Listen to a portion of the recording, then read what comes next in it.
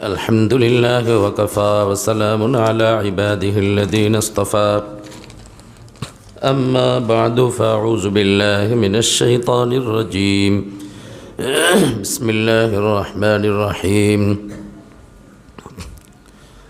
إنه لا يحب المستكبرين وقال تعالى إذ أعجبتكم كثرتكم فلم تغن عنكم شيئا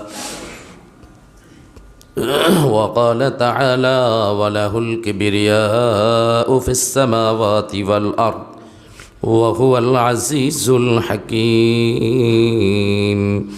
صدق الله مولانا العظيم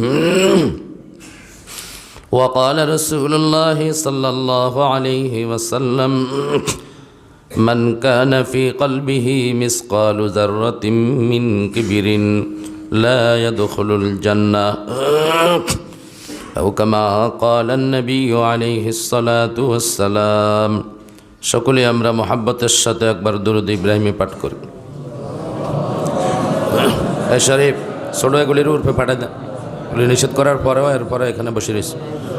اللهم صل على محمد وعلى آل محمد كما صليت على إبراهيم وعلى آل إبراهيم إنك حميد مجيد اللهم بارك على محمد وعلى آل محمد كما باركت على إبراهيم وعلى آل إبراهيم إنك حميد مجيد সম্মানিত উপস্থিতি,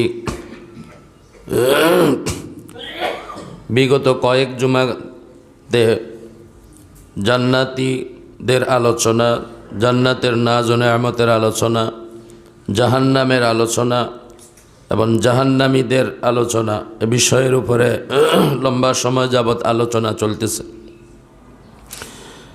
এই জাহান্নামে যাওয়ার একটা আমল হলো অহংকার, কিবির। এই কিবির, অহংকার, আত্মগরিমা, বড়ত্ব, হুজুব, খুদপসন্দি, এই মরজগুলি যার মধ্যে থাকবে তার ঠিকানা হবে জাহান্নাম। নাউজুবিল্লাহ। আল্লাহ রসুল বলছেন লা ইয়াদখুলুল জান্নাতা মান কানা ফি কলবিহি মিসকালু যাররাতিন মিন কিবরিন। এক জাররা বরাবর, এক সরিষা বরাবর কিবির, অহংকার যার অন্তরে থাকবে, যার সিনাতে থাকবে, সে আল্লাহর জান্নাতে যাইতে পারবে না। অহংকারীদের জন্য হলো জাহান্নাম। অহংকারীদের জন্য কি? জাহান্নাম। আর বিনয় নম্রতাওয়ালাদের জন্য হলো আল্লাহর জান্নাত। অহংকার পতনের মূল, অহংকার ধ্বংসের মূল, অহংকার হালাকার বরবাদির মূল। অহংকার এটা হলো ফেরাউন, নমরুদ, সাদ্দাত, তাদের মিরাস। ফেরাউন, নমরুদ, সাদ্দাত, কারুন, এদের মিরাস হলো অহংকার। এদের ঠিকানা জাহান্নাম। তাদের এই মিরাস যারা গ্রহণ করবে তাদের ঠিকানাও হবে জাহান্নাম। তাদের ঠিকানাও কোথায় হবে? জাহান্নাম। জাহান্নাম বড় ভয়াবহ জায়গা, বড় কঠিন জায়গা, বড় শাস্তির জায়গা, ভয়াবহ শাস্তির স্থান হলো জাহান্নাম। রব্বুল আলামিন কোরআনে কারীমে ইরশাদ ফরমান ইয়া আইয়ুহাল্লাযীনা আমানু কু আনফুসাকুম ওয়া আহলিকুম নারা ওয়াকুদুহান নাসু ওয়াল হিজারা। হে ঈমানদারগণ, হে মুমিনগণ, বিশ্বাসীগণ, তোমরা নিজেকেও জাহান্নাম থেকে বাঁচাও এবং তোমাদের অধীনস্থ যারা আছে, পরিবার পরিজন, তাদেরকেও জাহান্নাম থেকে বাঁচাও। নিজেও জাহান্নাম থেকে বাঁচো, নিজের অধীনস্থদেরকেও কি করো? জাহান্নাম থেকে বাঁচাও। নিজের আপনজনকেও জাহান্নাম থেকে বাঁচাও। যেই জাহান্নামের ইন্ধন হবে ওয়াকুদুহান নাসু ওয়াল হিজারা, মানুষ এবং পাথর। জাহান্নামের ইন্ধন, জাহান্নামের খড়ি হবে কে? মানুষ এবং পাথর। মানুষ দ্বারা আর পাথর দ্বারা জাহান্নামের আগুনকে প্রজ্বলিত করা হবে। নাউজুবিল্লাহ। যারা আল্লাহর খাস বন্দা, প্রিয় বন্দা, ইবাদুর রহমান, তাদের কতগুলি বৈশিষ্ট্য রব্বুল আলামিন কোরআনে কারীমের মধ্যে বর্ণনা করেছেন। তার মধ্যে একটা বৈশিষ্ট্য হলো যে তারা জাহান্নাম থেকে আল্লাহর দরবারে ফানা আর মুক্তি চাইতে থাকবে। ইয়াকুলুনা রব্বানা আসরিফ আন্না আযাব জাহান্নাম ইন্না আযাবাহা কানা গরামা ইন্নাহা সাআত মুস্তাকাররাও ওয়া মুকামা। রব্বুল আলামিন কোরআনে কারীমের মধ্যে বলেন যে ইবাদুর রহমান যারা, আল্লাহর প্রিয় বান্দা যারা, আল্লাহর খাস বান্দা যারা, তাদের একটা বৈশিষ্ট্য হলো যে তারা আল্লাহর দরবারে জাহান্নাম থেকে ফানা চাইতে থাকে, মুক্তি চাইতে থাকে, বলতে থাকে রব্বানা আসরিফ আন্না আযাবা জাহান্নাম, হে আল্লাহ, হে আমাদের রব, আপনি আমাদেরকে জাহান্নামের শাস্তি থেকে নাজাত আর মুক্তি দেন। সুবহানাল্লাহ। ইন্না আযাবাহা কানা গরামা, কারণ জাহান্নামের শাস্তি বড় বেদনাদায়ক, বড় কঠিন। জাহান্নামের শাস্তি অত্যন্ত কঠিন হবে, জাহান্নামের ভয়াবহতা অত্যন্ত কঠোর। জাহান্নাম খুব কঠিন শাস্তির জায়গা হইল জাহান্নাম।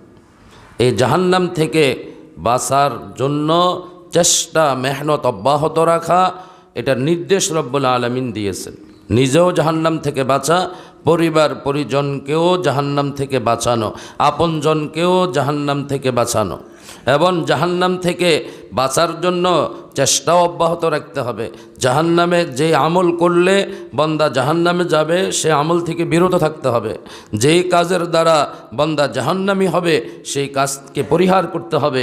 আবার নিজের চেষ্টা মেহনত অব্যাহত রাখার পাশাপাশি রব্বুল আলামিনের দরবারে দোয়া মুনাজাতও অব্যাহত রাখতে হবে। দোয়া মুনাজাতও কি করতে হবে? অব্যাহত রাখতে হবে। চেষ্টা মেহনত জারি রাখতে হবে, দোয়া মুনাজাতও অব্যাহত রাখতে হবে যে আল্লাহ জাহান্নামের শাস্তি থেকে হেফাজত করে। জাহান্নামের শাস্তি সইবার তো ক্ষমতা নাই। হাকিমুল উম্মত মুজাদ্দিদুল মিল্লাত হযরত মাওলানা আশরাফ আলী থানভী রহমতুল্লাহ আলাইহির মতো মানুষ, তিনি বলতেন যে আল্লাহ, এমন কোনো আমল তো নাই যে জান্নাতের জন্য দোয়া করতে পারি, জান্নাতে যাওয়ার আশা করতে পারি, জান্নাতে যাওয়ার আশা করতে পারি, এমন আমল তো নাই, কিন্তু আল্লাহ জাহান্নামের শাস্তিও তো সহ্য করতে পারবো না, সইতে পারবো না। সুতরাং আপনি আশরাফ আলীকে জান্নাতীদের জুতা রাখার জায়গাটা হইলেও দিয়ে দিন। আল্লাহ, জাহান্নামকে তিনারা কতটা ভয় করতেন, কতটা ভয় করতেন। আবার জান্নাতে যাওয়ার নিজেকে এত বড় মনে করতেন না, এত যোগ্য, এত কাবেল মনে করতেন না যে আমার সুবিশাল আমল, আমার দ্বীনি আজিমুশান খেদমত, এর বিনিময়ে তো আমি জান্নাতে চলে যাব, নাউজুবিল্লাহ, এমনটাও কি মনে করতেন না। ভয় করতে থাকতেন, ভয় করতে থাকতেন, আর দোয়া করতে থাকতেন যে আল্লাহ জাহান্নামের শাস্তি তো সইতে পারবো না, তো জান্নাতীদের অন্তত জুতা রাখার জায়গাটা দিলেও জাহান্নাম থেকে তো বেঁচে যাব, জাহান্নাম থেকে তো বেঁচে যাও। এজন্য জাহান্নাম থেকে বাঁচার চেষ্টা করা, জাহান্নাম থেকে বাঁচার জন্য দোয়া অব্যাহত রাখা, আর যে আমলগুলি বান্দাকে জাহান্নামে নিয়ে যাবে সেগুলি থেকে বিরত থাকা, সেগুলি থেকে বিরত থাকা।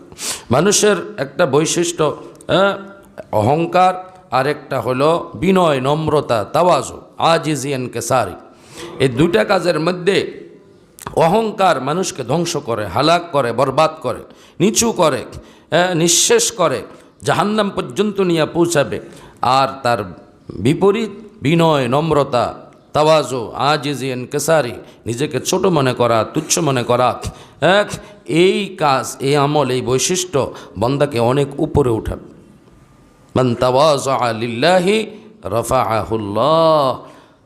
আল্লাহর হাবিব রসুল করিম সাল্লাল্লাহু আলাইহি ওয়াসাল্লাম বলেন যে আল্লাহর জন্য বিনয় নম্রতা অবলম্বন করবে, বিনয় নম্রতার পথ ধরবে, আল্লাহ তাকে উঁচু করবেন। সুবহানাল্লাহ। আল্লাহ তার মর্যাদা বৃদ্ধি করে দিবেন, আল্লাহ তার ইজ্জত বাড়াইবেন। মানুষ যখন বিনয় নম্রতা অবলম্বন করে তখন সে নিজের নজরে ছোট হয়, কিন্তু আল্লাহর নজরে সে বড় হয়ে যায়। সুবহানাল্লাহ। আল্লাহর দৃষ্টিতে সে বড় হয়ে যায়। নিজের নজরে মানুষ নিজেকে যত ছোট মনে করবে, আল্লাহর নজরে সেই মানুষটা তত উপরে উঠবে, তত তার মর্যাদা বৃদ্ধি পাবে।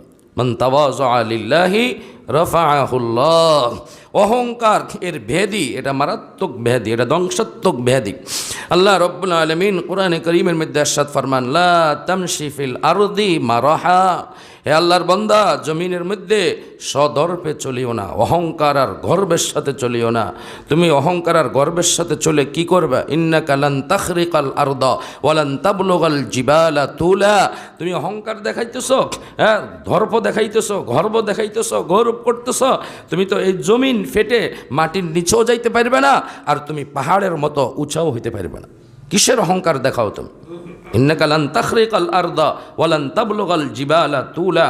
নিচে যাইতে চাইলে তুমি মাটি ফেড়ে নিচে যাইবা, এই শক্তি এই ক্ষমতাও তোমার নাই। উঁচু হইতে চাইলে তুমি পাহাড়ের মতো উঁচু হবা, সেই শক্তি সেই ক্ষমতাও তোমার হাতে কি নাই। তাহলে কিসের অহংকার দেখাও তুমি? কিসের গর্ব দেখাও? কিসের গৌরব দেখাও? হ্যাঁ, রব্বুল আলামিন বলেন, আল্লাযীনা ইয়ামশুনা আলাল আরদি হাওনা। তার বিপরীত যারা বিনয় নম্রতা অবলম্বন করবে, হ্যাঁ, বিনয়ের সাথে চলবে, নিজেকে মিটাবে, রব্বুল আলামিন তাদের বৈশিষ্ট্যের কথা বর্ণনা করেছেন। সে ইবাদু ইবাদুর রহমান আল্লাযীনা ইয়ামশুনা আলাল আরদি হাওনা ওয়া ইযা খাতাবাহুমুল জাহিলুনা ক্বালু সালামা। ইবাদুর রহমান, আল্লাহর প্রিয় বান্দা যারা, আল্লাহর খাস বান্দা, আল্লাহর বান্দাদের এমন কতগুলি বৈশিষ্ট্য এই আয়াতে কারিমাগুলিতে রব্বুল আলামিন বর্ণনা করেছেন। আল্লাহ যেন বলতে চান যে এরাই আমার বান্দা। সুবহানাল্লাহ, এরাই আল্লাহর বান্দা। এই বৈশিষ্ট্যগুলি যাদের মধ্যে থাকবে তারাই খাঁটি বান্দা। তাই শিরোনামেই রব্বুল আলামিন বলেছেন ইবাদুর রহমান। রহমানের বান্দা তো এরাই, রহমানের বান্দা তো কি এরাই, যাদের মধ্যে এই বৈশিষ্ট্যগুলি থাকবে। একটা বৈশিষ্ট্য হলো আল্লাযীনা ইয়ামশুনা আলাল আরদি হাওনা, তারা যখন জমিনের উপর বিচরণ করে অত্যন্ত বিনয়ের সাথে বিচরণ করে। সুবহানাল্লাহ, জমিনের উপর হাঁটে তো বিনয়ের সাথে, জমিনের উপর চলে তো বিনয়ের সাথে, জমিনের উপর বসবাস করে তো বিনয়ের সাথে। কি বলেন? তাদের জিন্দিগি বিনয় নম্রতাওয়ালা, বিনয় নম্রতাওয়ালা জিন্দিগি, এটা বড় দামি জিন্দিগি। আর অহংকার গর্ব আর গৌরবওয়ালা জিন্দিগি বড় জিল্লতির জিন্দিগি, ধ্বংস হালাকার বরবাদির কি জিন্দিগি। আল্লাহ রব্বুল আলামিন বলেন, ইন্নাহু লা ইউহিব্বুল মুস্তাকবিরিন। যারা অহংকার করে, গর্ব করে, গৌরব করে, কি বলেন? দুনিয়াতে মানুষ কত অহংকার দেখায়, কত গর্ব দেখায়। কেউ ক্ষমতার দাপট দেখায়, কেউ অর্থের দাপট দেখায়, কেউ জনবলের দাপট দেখায়, কেউ নিজের বিদ্যা বুদ্ধির দাপট দেখায়। কত দাপট, কত ক্ষমতা, কতজনের দাপট কত মানুষ দেখায়। কেউ নেতা নেত্রীর দাপট দেখায়, দল করে দলের দাপট দেখায়। কত দাপট, কত অহংকার, কত গর্ব, কত গৌরব, কত ধরনের গৌরব মানুষ দুনিয়াতে করে থাকে। এগুলি সব অস্থায়ী, এগুলির কোনো হাকিকত নাই, কোনো হাইসিয়ত নাই, এগুলি অস্তিত্বহীন। সুতরাং এই বিষয়গুলি নিয়ে গর্ব করা এটা কোনো বুদ্ধিমানের কাজ না, এটা বুদ্ধিমানের কাজ না। এই গর্বের দ্বারা এই বান্দা আল্লাহর দুশমনে পরিণত হবে। অহংকারের দ্বারা মানুষ আল্লাহর দুশমনে পরিণত হবে। রব্বুল আলামিন বলেন, ইন্নাহু লা ইউহিব্বুল মুস্তাকবিরিন। নিশ্চয়ই তিনি অর্থাৎ রব্বুল আলামিন অহংকারীদেরকে পছন্দ করেন না, অহংকারীদেরকে ভালোবাসেন না। হযরত ওয়ালা কারাসি নওয়ারাল্লাহু তাআলা মারকাদাহু তিনি অনুবাদ করেন যে আল্লাহ তাআলা অহংকারীদেরকে পছন্দ করেন না, ভবিষ্যতেও কখনো করবেন না। লা ইউহিব্বু কোন সিগা মৌলবীরা? লা ইউহিব্বু মুজারের সিগা না, তো ফেলে মুজারে কি বোঝায়? বর্তমান এবং মুস্তাকবিল, ভবিষ্যৎ।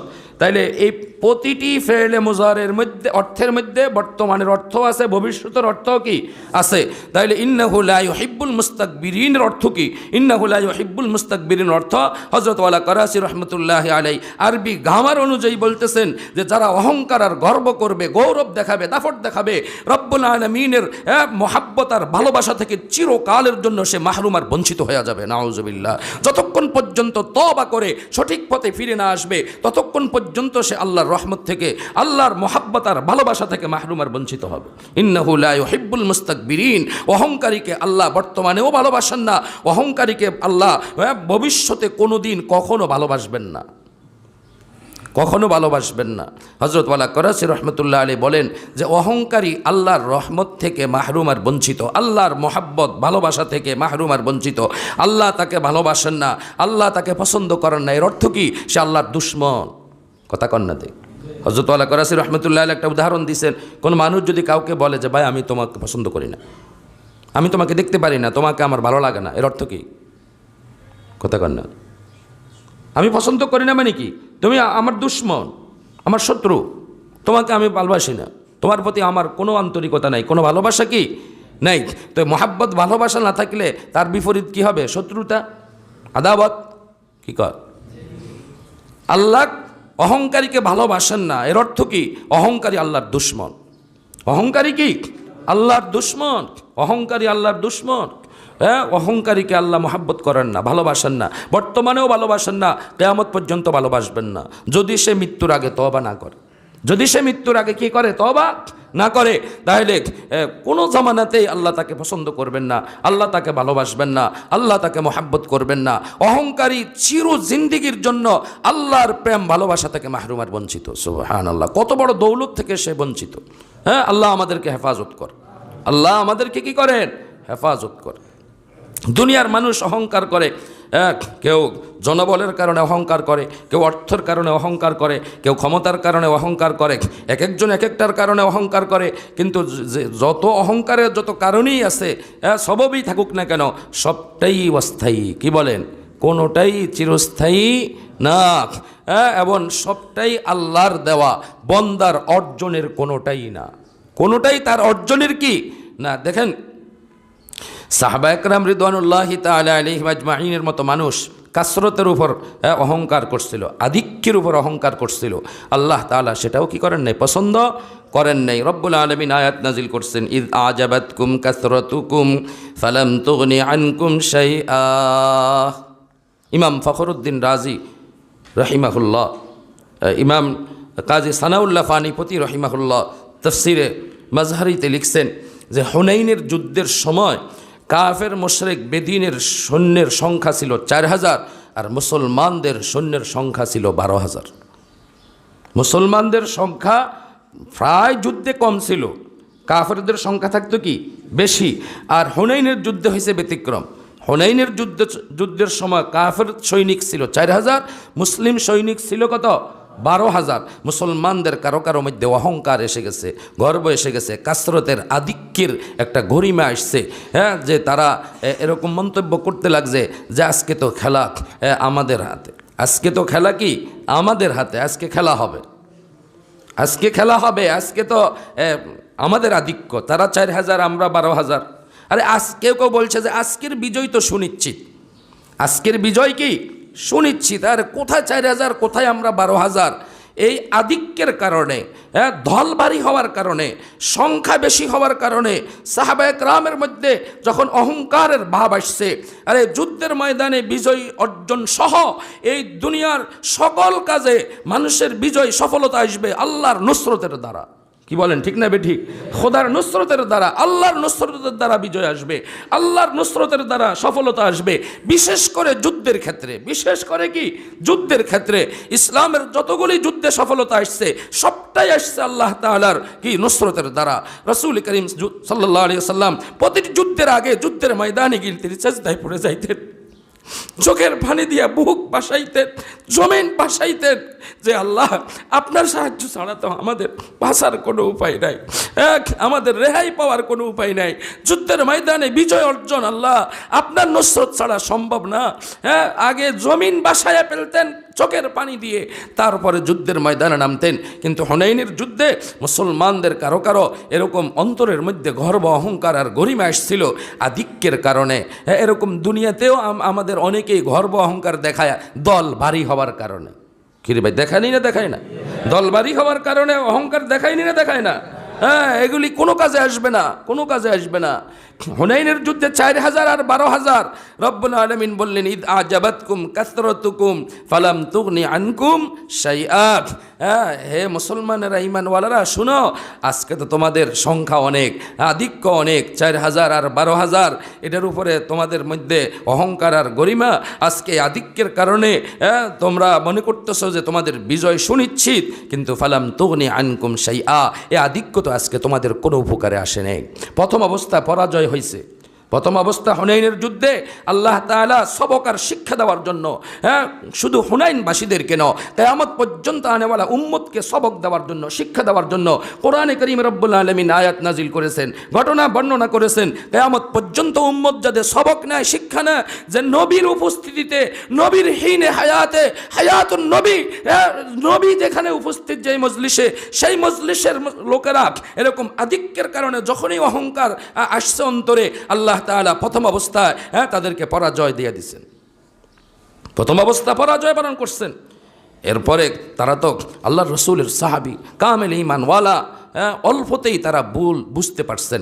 কিন্তু বর্তমানে আমরা সহজেই ভুল বুঝি না, অহংকারীরা সহজেই আমরা কি আমার ভুল এটা আমার নজরে ধরা পড়ে না, অহংকার নিয়েই বাঁচতে থাকে, আর হালাকার বরবাদি আর ধ্বংস এটা নিজের জন্য অনিবার্য হতে থাকে।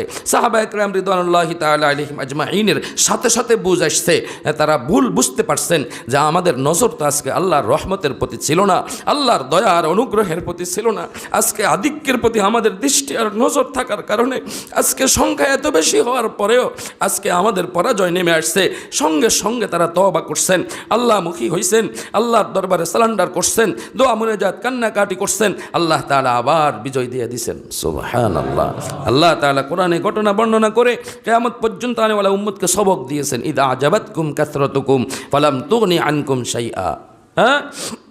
রব্বুল আলামিন বলেন, ওয়ালাহুল কিবরিয়াউ ফিস সামাওয়াতি ওয়াল আরদ ওয়া হুয়াল আজিজুল হাকীম।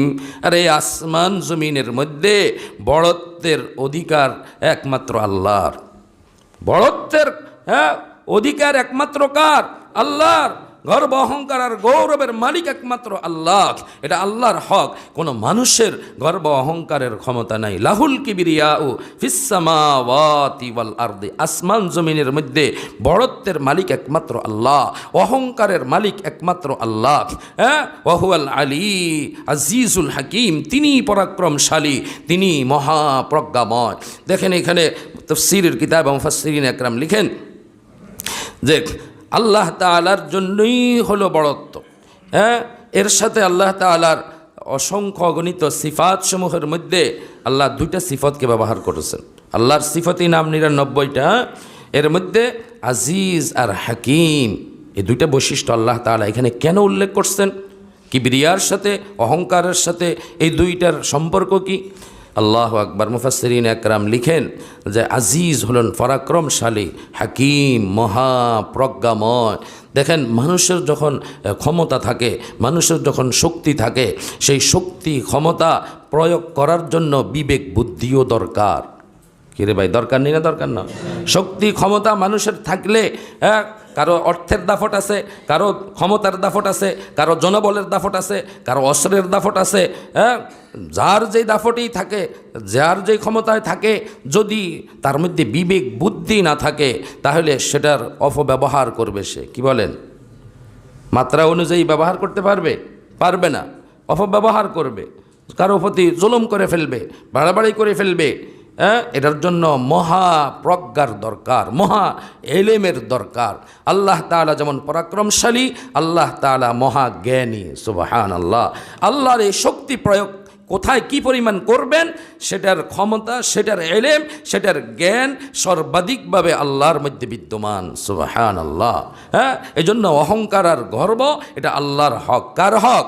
আল্লাহর হক। দুনিয়ার মানুষের মধ্যে যদি আপনার ক্ষমতা থাকে, শক্তি থাকে, আর বিবেক যদি না থাকে, তাহলে সে জুলুম করবে। সে কী করবে? জুলুম করবে। হযরত ওয়ালা করাসি রহমতুল্লাহ আলাইহি একটা উদাহরণ দিয়েছেন যে এক পরিবারের একটা যুবক ছেলে খুবই শক্তিশালী, খুবই কি শক্তিশালী, কিন্তু সাথে সাথে সে মস্ত বড় একটা বেকুফ, মস্ত বড় একটা কি বেকুফ, বেআক্কাল, বিবেক বুদ্ধি বলতে কিছু নেই। তখন পরিবারের জন্য এই শক্তি ক্ষতিকর হবে নাকি উপকারী হবে? বলেন চাই। এই শক্তি কি উপকারী হবে? যে না, আমাদের ফ্যামিলির, আমাদের পরিবারের খুব শক্তিশালী এক যুবক আছে, সবার সাথে লড়তে পারবে। কি বলেন? এই পরিবারের জন্য কি সাথে সাথে যদি বেকুফ হয়? কথা কন্যা দে, পরিবারের জন্য কি এটা উপকারী হবে না ক্ষতিকর হবে? হযরত আল্লাহ কারাজি রহমতুল্লাহ আলাইহি বলেন, বাবারে গিয়া মারবে ধাম করে একটা ঘুষা, মাকে মিয়া মারবে ধাম করে একটা, ভাইকে মারবে একটা, বোনকে মারবে একটা, কারণ তার তো বিবেক নেই। তার শক্তি আছে, অনেক শক্তিশালী যুবক, শুধু মারতেই জানে, কিন্তু কাকে মারতে হবে এই বিবেক যার নাই, ব্যাককল, বিবেক বুদ্ধিহীন, তখন সে বাবার উপর আক্রমণ করবে, মার উপর আক্রমণ করবে, ভাইয়ের উপর আক্রমণ করবে, বোনের উপর আক্রমণ করবে। এটা তো পরিবারের জন্য বিপদের কারণ হয়ে দাঁড়াবে। পরিবারের জন্য কি কারণ হয়ে দাঁড়াবে? বিপদের কারণ হয়ে দাঁড়াবে। আমাদের এই নোয়াখালী জেলাতে এক আলেম পরিবারের একটা সন্তান এরকম বিবেক বুদ্ধি হারাইয়া ফেলছিল। হ্যাঁ, বিবেক বুদ্ধি হারাইয়া ফেলছিল, জ্ঞান হারাইয়া ফেলছিল, পাগল যাকে বলে। এক বাবাকে এক কোপ দিয়ে হাত একটা আলগা করে দিছে, মাকে এক কোপ দিয়ে হাত আর একটা আলগা করে দিছে। আমাদের নোয়াখালী জেলার ঘটনা। আলেমের আমি নাম বলবো না, বললে আমাদের এখানে অনেকে চিনবেন। সেই জন্য হযরত আল্লাহ কারাচি রহমতুল্লাহ আলাইহি বলেন যে খুব শক্তি, খুব দাপট, কিন্তু এর সাথে যদি আকল না থাকে তাহলে সেটা বিপদের কারণ হবে। বলেন না, সেটা কিসের কারণ হবে? বিপদের কারণ হবে। এজন্য রব্বুল আলামিন বলেছেন, ওয়ালাহুল কিবরিয়াউ ফিস সামাওয়াতি ওয়াল আরদি ওয়া হুয়াল আজিজুল হাকিম। আল্লাহ মহাপরাক্রমশালী, আবার আল্লাহ মহাজ্ঞানীয়। আল্লাহ মহা কি? জ্ঞানীয়। আল্লাহর হাবিব রাসূল করিম সাল্লাল্লাহু আলাইহি সাল্লাম বলেন, হাদিস কুদসি, স্বয়ং রব্বুল আলামিন বলতেছেন, আল কিবরিয়াউ ইজারি ফামান নাযানি ইজারি কাসামতুহু। আবু দাউদ শরীফে সংকলিত হাদিস, যে অহংকার এটা আমি আল্লাহর চাদর। অহংকার আমি আল্লাহর কি? চাদর। সুতরাং দুনিয়ার কোনো মানুষ যদি আমার এই চাদরে প্রবেশের চেষ্টা করে, ফামান নাযানি ইজারি কাসামতুহু, আমি তার গাঢ় ছিঁড়ে ফেলবো। গাঢ় কি করব? ছিঁড়ে ফেলবো। এজন্য অহংকার করতে সাবধান, অহংকার করতে সাবধান, সাবধান। যেই অহংকার দেখাবে, অন্যায় অহংকার, হ্যাঁ, যেই ক্ষমতার দাপট দেখাবে, হ্যাঁ, যেই মানুষের উপর যেই কোনো অন্যায় ক্ষমতা দেখাবে, অহংকার দেখাবে, গর্ব দেখাবে, গৌরব দেখাবে, আল্লাহ তাআলা বলেন যে আমি তার গাঢ়টা ছিঁড়ে ফেলবো। গাঢ়টা কি করব? ছিঁড়ে ফেলবো, গাঢ় ছিঁড়ে ফেলবো। এজন্য আমরা সতর্ক থাকি, তাওয়াজু, বিনয় নম্রতা অর্জন করি, বিনয় নম্রতা অর্জন করি। বিনয় নম্রতার মধ্যেই আমাদের সফলতা, আমাদের ইজ্জত, আমাদের সম্মান, আমাদের মর্যাদা। ইমাম রাজি রহমতুল্লাহ আলাইহি তাফসীরে কবীরের মধ্যে ঘটনা উল্লেখ করছেন, হাদিস বর্ণনা করছেন। একবার হযরত রাসূল করিম সাল্লাল্লাহু আলাইহি ওয়াসাল্লাম সাহাবা একরামের মজলিসে বসা ছিলেন। হযরত জিবরাইল আমিনও ছিল ওই মজলিসে। সুবহানাল্লাহ। কে ছিলেন? আরে কোন না, হযরত জিবরাইল আমিন। আল্লাহু আকবার। ইতিমধ্যে হযরত আবু যর গফারি রাদিয়াল্লাহু তাআলা আনহু ওই মজলিসে তাশরিফ আনলেন। আবু যর গফারি রাদিয়াল্লাহু তাআলা যখন আসতেছেন, হযরত জিবরাইল আমিন আল্লাহর রাসূলকে বলতেছেন যে, ইয়া রাসূলুল্লাহ, এই যে আবু যর গফারি আসছে। কে আসছে? আবু যর গফারি আসছে। আল্লাহ রাসূল অবাক হইলেন, যারা আপনারা আসমানের মানুষ, থাকেন আসমানে, আপনারা জমিনওয়ালাদেরকে এইভাবে কিভাবে চিনেন? জমিনওয়ালাদেরকে এইভাবে আপনি কিভাবে চিনলেন? একবারে তার নাম পরিচয় সহ। হযরত জিবরাইল আমিন তখন উত্তরে বললেন যে, ইয়া রাসূলুল্লাহ, আপনারা জমিনওয়ালারা আবু যর গফারিকে যতটা চিনেন, আমরা আসমানওয়ালারা এর চেয়ে বেশি চিনি। সুবহানাল্লাহ। আসমানে আবু যর গফারির পরিচিতি এর চেয়ে বেশি। হযরত রাসূল করিম সাল্লাল্লাহু আলাইহি ওয়াসাল্লাম জিজ্ঞেস করলেন যে, হে জিবরাইল, আবু যর গফারি আসমানওয়ালাদের মাঝে এত প্রসিদ্ধি, এত সুনাম, এত সুখ্যাতি, এত পরিচিতি কোন আমলের বিনিময়ে অর্জন করেছে? আপনি একটু বলবেন? হযরত জিবরাইল আমিন তখন বললেন যে, ইয়া রাসূলুল্লাহ, দুই আমলের কারণ। কয় আমল? দুই আমলের কারণ। একটা হলো অন্তরের আমল, আর একটা হলো দেহের আমল। এক নম্বর কারণ বললেন, লিসিগারিহি ফি নাফসিহি। আবু যর গফারি নিজেকে একেবারেই তুচ্ছ মনে করেন, নিজেকে একেবারেই ছোট মনে করেন, তুচ্ছ মনে করেন, নিকৃষ্ট মনে করেন, নিজের নজরে নিজেকে একেবারেই নিচু মনে করেন যে আমি কিছুই না, আমি সকলের চেয়ে নিকৃষ্ট, আমি সকলের চেয়ে খারাপ মানুষ, হ্যাঁ, আমি সকলের চেয়ে দুর্বল মানুষ, সবচেয়ে কম আমলওয়ালা মানুষ, হ্যাঁ, আমি খারাপ মানুষ, আমি ছোট মানুষ, সবাই আমার থেকে বড়। লিসিগারিহি ফি নাফসিহি, নিজেকে তিনি ছোট মনে করেন। আর আল্লাহ ওয়ালি কাসরতিহি তিলাওয়াতিহি কুল হুয়াল্লাহু আহাদ আর সূরা ইখলাস তিনি বেশি বেশি তেলাওয়াত করেন। সূরা ইখলাস, কুল হুয়াল্লাহ সূরা তিনি বেশি বেশি তেলাওয়াত করেন। আর একটা হলো অন্তরের আমল, আর একটা হলো দেহের আমল। অন্তরে মনে মনে নিজেকে ছোট মনে করেন, তুচ্ছ মনে করেন, বিনয় নম্রতা সীমাহীন তার মধ্যে বিদ্যমান। আর একটা আমল কুল হুয়াল্লাহ সূরা বেশি বেশি তেলাওয়াত করেন। আল্লাহ আল্লাহ আমাদেরকেও তৌফিক দেন, নিজেকে ছোট মনে করার তৌফিক দেন। আর সূরা ইখলাস বেশি বেশি তেলাওয়াত করার তৌফিক দেন। সূরা ইখলাস একসাথে 3 বার পড়লে 1 খতম কোরআনে কারীমের সওয়াব, আর একসাথে 10 বার পড়লে প্রতি 10 বারে আল্লাহ তাআলা জান্নাতে তার জন্য একটা ভবন তৈরি করে দিবেন, একটা প্রাসাদ তৈরি করে দিবেন। সুবহানাল্লাহ।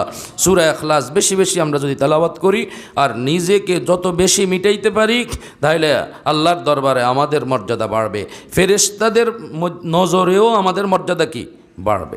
এজন্য প্রিয় ভাই ও বন্ধুগণ, আমরা অহংকার, গর্ব, গরিমা এই মহাব্যাধি, এটা ধ্বংসাত্মক ব্যাধি, হালাকার বরবাদকারী, এটাকে পরিহার করি। অহংকার আমাকে আপনাকে জাহান্নামে নিয়ে পৌঁছাবে। আর অহংকার, গর্ব, গরিমা, গৌরব, দাপট, এর বিপরীত হলো বিনয়, নম্রতা, তাওয়াজু, আজিজি, ইনকিসারি। এটা যদি আমরা অবলম্বন করি তাহলে আমাদের মর্যাদা বাড়বে। আমাদের মর্যাদা কি বাড়বে, আমাদের ইজ্জত বাড়বে, আমাদের সম্মান বাড়বে। আমরা তো শুধু নিজেকে বড়ই মনে করতে জানি, ছোট মনে করাও শিখি। অনেক ওয়াকে আছে, আল্লাহ কোনো সময় তৌফিক দিলে আরেক সময় শোনাবো। একটা ঘটনা বলি। একবার এক মসজিদে হযরত জুনায়েদ বাগদাদী রহমতুল্লাহ আলাইহি উপস্থিত ছিলেন। নামাজের পরে এক লোক উঠে এলান করলেন, হে ভাইরা একটা এলান শুনেন, এই মসজিদের এখন উপস্থিত মানুষের মধ্যে যিনি সবচেয়ে নিকৃষ্ট, সবচেয়ে জঘন্য, সবচেয়ে বড় অপরাধী, খারাপ মানুষ, এখনই উঠে মসজিদ থেকে বের হয়ে যান। যিনি এই মজলিসের মধ্যে সবচেয়ে খারাপ, সবচেয়ে গুনাহগার, সবচেয়ে নিকৃষ্ট মানুষ, তিনি এখনই মসজিদ থেকে বের হয়ে যান। এ এলানের সাথে সাথে ওই মজলিসে সবচেয়ে বড় আল্লাহওয়ালা, সবচেয়ে বড় দামি মানুষ, সবচেয়ে বড় বুজুর্গ মানুষ ছিলেন হযরত জুনায়েদ বাগদাদী রহমতুল্লাহ আলাইহি। তিনি সাথে সাথে উঠে মসজিদ থেকে বের হয়ে গেছে। সাথে সাথে উঠে মসজিদ থেকে কী হয়েছে, বের হয়ে গেছে। তিনি এই কথা প্রমাণ দিছেন যে আমি আমাকে সবচেয়ে বেশি নিকৃষ্ট মনে করি, সবচেয়ে বেশি তুচ্ছ মনে করি, সবচেয়ে বড় খারাপ মানুষ মনে করি। সবাই আমার থেকে ভালো, আমি সকলের চেয়ে খারাপ। এই ঘটনা কেউ গিয়ে ওনার শায়েখ সারি সাকাতি রাহিমাহুল্লাহর কাছে বলছে যে আপনার মুরিদ জুনায়েদ তো আজকে এই ঘটনা ঘটাইছে। ওনার শায়েখ বললেন যে ভাইরা, এটাই তো জুনায়েদকে জুনায়েদ বানাইছে। সুবহানাল্লাহ, এটাই জুনায়েদকে জুনায়েদ বানাইছে। তার মধ্যে যে বিনয়, নম্রতা, তাওয়াজু, আজিজি, ইনকিসারি, নিজেকে ছোট মনে করা, তুচ্ছ মনে করা, এটাই এই আমল তাকে এই পর্যন্ত উঠাইছে। সুবহানাল্লাহ। আল্লাহ তাআলা আমাদেরকে অহংকার থেকে, গর্ব করা থেকে, দাপট থেকে, গরিমা থেকে, এই মহাব্যাধি থেকে, যার অন্তরে এক জাররা বরাবর, এক সরিষা বরাবর অহংকারের মরজ থাকবে, রসুল বলছেন সে জান্নাতে যাবে না। অহংকারের চিকিৎসা করার আর বিনয়, নম্রতা এই গুণ অর্জন করার রব্বুল আলামিন আমাদের সকলকে তৌফিক দেন। আমিন। ওয়া আখিরু দাওয়ানা আনিল হামদুলিল্লাহি রাব্বিল আলামিন।